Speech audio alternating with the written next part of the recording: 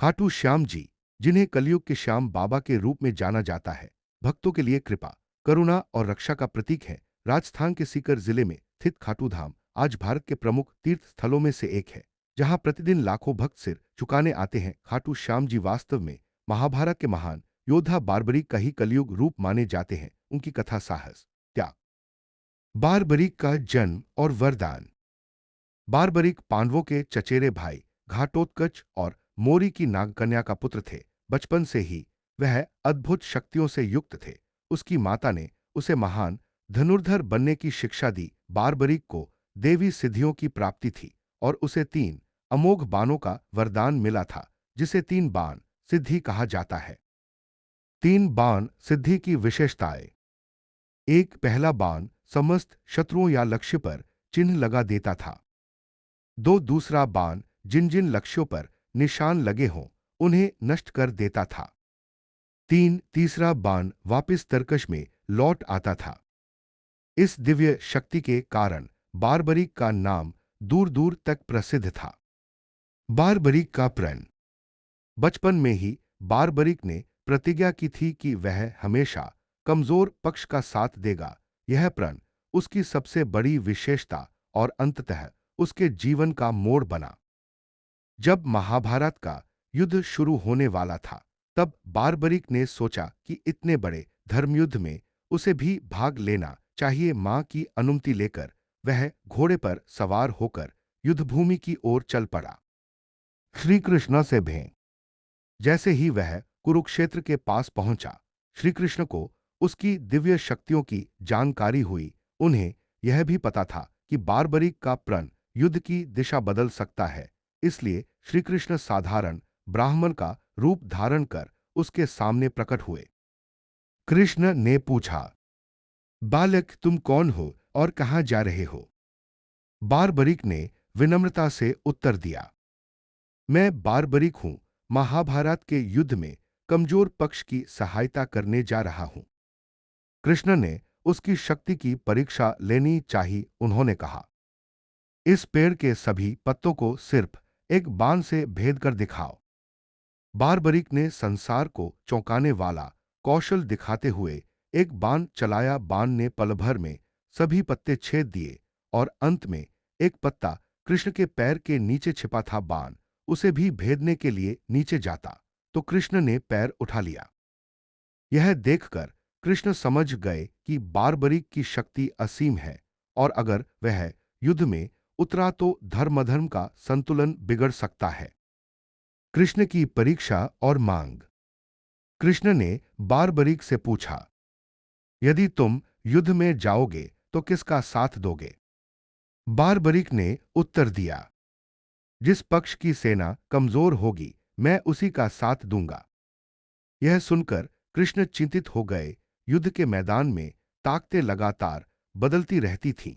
यदि बारबरीक युद्ध में जाता तो वह पहले कौरवों का साथ देता और पांडव कमजोर पड़ते ही पांडवों के पक्ष में हो जाता। इस तरह युद्ध कभी समाप्त ही नहीं होता।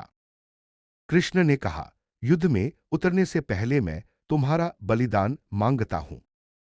बारबरीक समझ गया कि यह कोई साधारण ब्राह्मण नहीं बल्कि स्वयं श्री कृष्ण हैं। उसने बिना झिझक कहा, प्रभु, मैं अपने प्राण तक न्योछावर कर सकता हूं, बताइए आपको क्या चाहिए? कृष्ण ने कहा, मुझे तुम्हारा शीश चाहिए। बारबरीक ने विनम्र भाव से अपना सिर दान कर दिया। बारबरीक का सिर और महाभारत। कृष्ण ने बारबरीक के कटे हुए सिर को एक पर्वत पर स्थापित कर युद्ध देखने का वरदान दिया। बारबरीक का सिर पूरी महाभारत देखता रहा। युद्ध समाप्त होने पर जब पांडवों में विवाद हुआ कि विजय का श्रेय किसे मिले, तो उन्होंने बारबरीक के सिर से पूछा, इस युद्ध में जीत किसकी वजह से हुई? बारबरीक का सिर बोला, मैंने पूरे युद्ध में बस एक ही दृश्य देखा। जहां जहां भी अधर्म था, वहां श्री कृष्ण के सुदर्शन चक्र और भीम का गदा प्रहार काम कर रहा था। वास्तविक विजय के नायक तो श्री कृष्ण ही हैं। पांडव सत्य सुनकर नतमस्तक हो गए। वरदान और खाटू श्याम का अवतरण। कृष्ण बारबरिक के त्याग से अत्यंत प्रसन्न हुए। उन्होंने कहा, कलयुग में तुम्हारी पूजा श्याम नाम से होगी। जो भी सच्चे मन से तुम्हारा नाम लेगा, उसकी मनोकामना पूर्ण होगी। बारबरिक का सिर युद्ध के बाद खाटू गांव में पाया गया। वहां के राजा द्वारा उसे पूजा गया। बाद में सिर को खाटू धाम में प्रतिष्ठित किया गया। इसी कारण आज पूजा जाने वाले देवता खाटू श्याम कहलाते हैं। खाटू श्याम धाम और श्रद्धा। खाटू श्याम मंदिर आज भी अपनी अद्भुत शांति और आध्यात्मिक ऊर्जा के लिए प्रसिद्ध है। मंदिर की मुख्य वस्तु है श्याम बाबा का सजीव मुख, जहां दर्शन मात्र से भक्तों के मन में असीम श्रद्धा जगती है। भक्त यह मानते हैं कि श्याम बाबा संकट दूर करते हैं, मनोकामना पूरी करते हैं और भक्ति में सच्चाई रखने वालों को कभी खाली हाथ नहीं लौटाते। विशेष रूप से फाल्गुन मेला में लाखों श्रद्धालु धाम पहुंचते हैं। हारे के सहारे नाम से उन्हें पुकारा जाता है, क्योंकि जो हर ओर से निराश होते हैं, उन्हें भी श्याम बाबा आशा देते हैं। श्याम बाबा का संदेश। खाटू श्याम जी की कहानी हमें सिखाती है, शक्ति का उपयोग धर्म की रक्षा के लिए हो। प्रतिज्ञा का पालन सच्चे मन से करना चाहिए। सच्चा त्याग कभी व्यर्थ नहीं जाता। भगवान सच्ची भक्ति और निस्वार्थता को स्वीकार करते हैं। खाटू श्याम जी आज करोड़ों लोगों के विश्वास और आशा का केंद्र हैं। उनकी कथा केवल धार्मिक इतिहास नहीं, बल्कि साहस, करुणा और भक्ति का अनमोल संदेश है।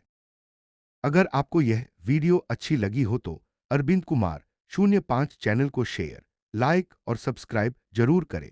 और मेरे तरफ से आप सभी हमारे दर्शकों को प्यार भरा नमस्कार। आप सभी लोगों को धन और धान्य का भंडार भरा रहे और आप सभी लोग खुशी से भरे लंबे आयु प्रदान करें।